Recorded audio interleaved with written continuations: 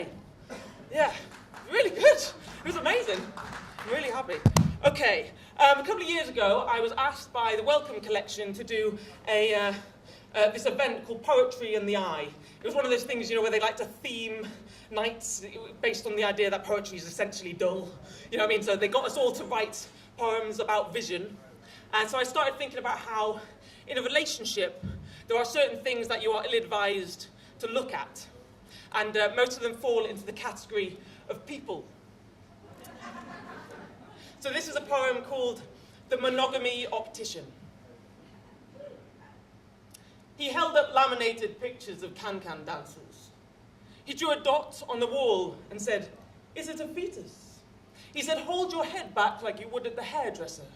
He studied my retinas through a hole in a hammer. He said, "Unfaithfulness is the product of surplus sight. It's the bridesmaid in the corner of the wedding photo." He said, "Since my peripheries were surgically removed, I've only had eyes for my wife. It's the miracle cure." He sent for his nurse in the living mushroom apron. She said, "Your peripheries will be surgically removed." I said, "Do you never sneak a glimpse on the underground?" She caught my words in the gas mask like a baseball glove. My grandparents had similar treatment in the 50s, though the peripheries were sliced by hand before lasers. Happy couples swooning the beach in their padded glasses, colliding with donkeys and bollards and newsstands and deck chairs. That night, I flounced in. "Honey, I went to the optician, and they fixed my wandering eyes. Look, I'll prove it." I dragged us out to a sexy bar called the Kaleidoscope, trained my gaze on your face like a sparrow in a neck brace. When we split, I returned to the optician in a sulk. No cash refunds. The machines looked rusty in the daylight. He said, "It's not our fault if your peripheries grow back." I trudged home through the park with all the daffodils and stuff.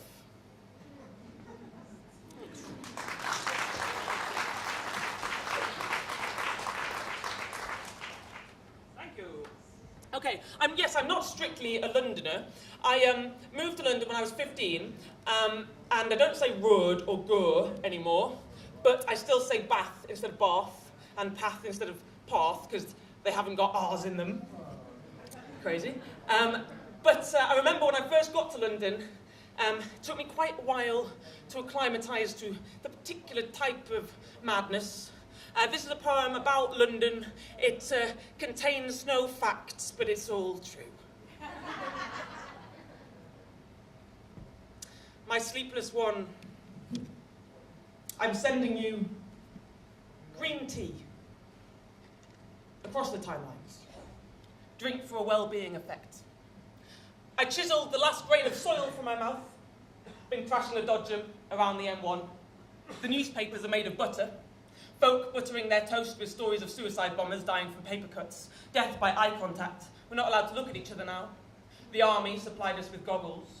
The air is too cold to breathe. A man with an aerosol comes round once a week. The bananas are straight like bean poles from the stress. The maps are wrong. They found the leg of a car mechanic under a car. The streets tinkle with light jazz rain. The bus shelters flicker like holograms. 1 in 10 people are invisible. I walked through a woman on London Bridge. I wouldn't have known, but my clothes were silted with spit, and I felt like I'd just been ice skating.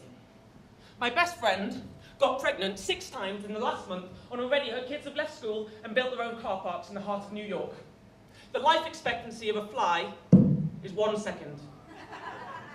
The human brain is dirty and infects the blood with gong bell chimers, a contagious disease which causes the patient to believe they have a large amount of gold trapped inside their ribcage.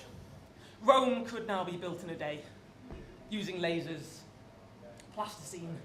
Sometimes I feel like one tiny light bulb in a huge flashing poster advertising peanuts.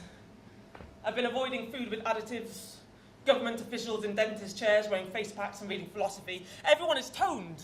Toned hair, toned noses, free mineral juice. They're calling it the grand detox. I found a ring on the road, which I put on my hand. There we go. You see, sometimes my poems like to scupper their own applause by finishing like this. Like mid-sentence. Go on. This is a poem about a house guest that we've all lived with in some capacity at some point in our lives. It's called A Love Song. Long before you tie the knot, divorce moves in. He sits on the naughty step, patting his knees. Crowned in towel, I step out of the shower and he's there, handing me a raffle ticket. He plays kickabout with the neighbourhood kids, chalks crosses on their doors and buys them Big Macs. Socking his fist into the bowl of his hat, he'd kick the gate wide that sunny day in Leeds. My mum was incredulous, she's only 10. She can't possibly have made contact with you. He clocked my young face and handed me his card. Call me when you fall in love. I'm here to help. Perhaps he smelt something in my pheromones, a cynicism rising from my milk teeth. With gum, he stuck notes to Valentine's flowers, tiny life letters in factual grey ink. The future cut 2 keys for a new couple. On my 21st, divorce took the spare room. He loves to breathe down the spout of the kettle, make our morning coffee taste mature and sad. He waits by the car, slowly tapping tic-tacs down his throat. We've thought about stabbing him, but he's such a talented calligrapher. Our wedding invitations look posh as pearl. He bought us this novelty fridge magnet set, a naked doll with stick-on wedding dresses. Divorce and I sometimes sit in the kitchen, chucking odd magnetic outfits at the fridge. He does the cooking, guarding over the soup, dipping his ladle like a spectral butler. He picks me daisies, makes me mixtapes, whispers, call me D. Next thing, he'll be lifting the veil. After the honeymoon, we'll do up the loft, give Divorce his own studio apartment. We must keep him sweet. My fiancé agrees. Look him in the eye. Subtly hide matches. Remember, we've an arsonist in the house. The neighbours think we're crazy, pampering him like a treasured child, warming his freezing feet. But we sing divorce to sleep with long love songs.